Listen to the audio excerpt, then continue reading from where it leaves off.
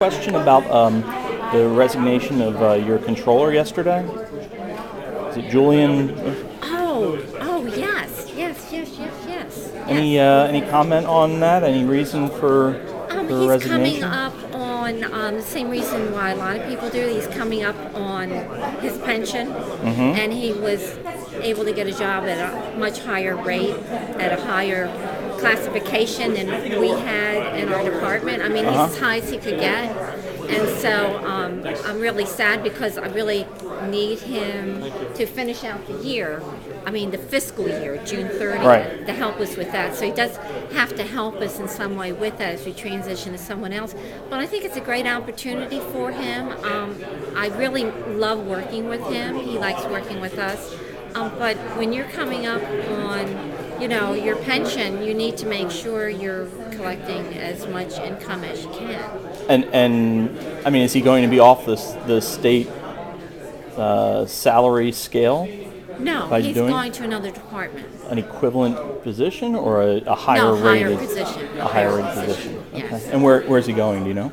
Health and Social Services. Okay. And no coincidence? Is it just a coincidence here, or is it that we're having these hearings and the questions about money in and out of the Insurance Commissioner's office, and then the controller resigns in the midst of that? We're way under budget for this year anyway, so there's no budgetary involvement. I'm just wondering if there's any relation to this hearing and the bad press recently, and his leaving the department. No, I don't think the press has been all that bad. Okay. I mean, it's been. I mean, I didn't look at it that way, but maybe you might look at it that way. But well, I mean, no. I can't think of any other statewide elected office other than maybe governor who's gotten as many stories written I think it's about just them. with the healthcare reform, there's just a lot of interest in health insurance in particular. Okay. Is there a reason why you guys have positions contracted as opposed to as state employees? Is not allowed to have them as state employees. Why?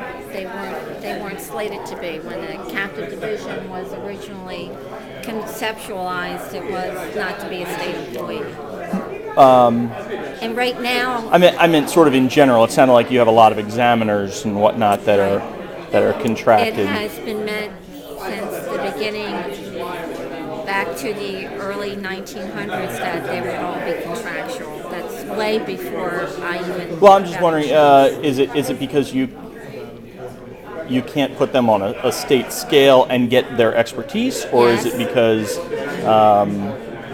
for some other reason, because they're not located here or they have multiple jobs? All those are yes. And the other thing, they also, with employees, it'd be additional members in the employee benefit, retirement package and all that kind of stuff. So to get the expertise to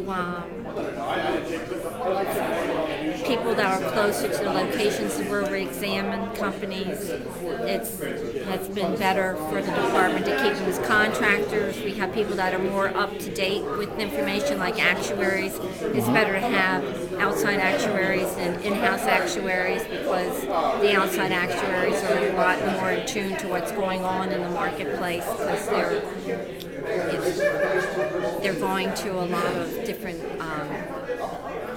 marketing opportunities to talk to people. Would these outside actuaries, would they all be full-time on the state of Delaware's contract, or would they?